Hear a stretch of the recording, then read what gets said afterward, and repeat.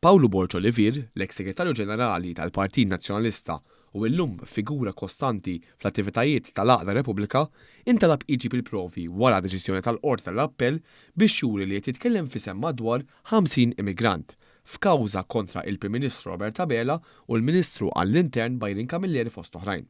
Dan għax dierlu li l-Armata ma salvax immigranti li kienu fuq il-baħar. Borg Olivier kien qal li qed jidher għal madwar 50 immigrant, iżda imkien ma ġab prova valida li se jkun qed jidher għalihom u li huma tawh il-prokura biex jitkellem f'isimhom fil-qorti. Bħala avukat tal-Għaqda Repubblika, Paolo Borg Olivier flimkien ma' Jason Azzopardi kienu fetħu kwerela kontra is-soldati tal-Forzi Armati u l-Prim Ministru fost oħrajn. Borg Olivier u Azzopardi kienu akkużawhom l-omiċidju volontarju tal-immigranti, akkuża li żedet titfa' l-omorhom il-ħabs lill-Prim Ministru, lill-Ministru għall-Intern u s-soldati involuti fl-operazzjoni ta' salvataġġ. Fuq il-każ kienet infetħet inkjesta maġisterjali li ma sabet xejn mill-akkużi li għamlu Borg Olivier u Azzopardi.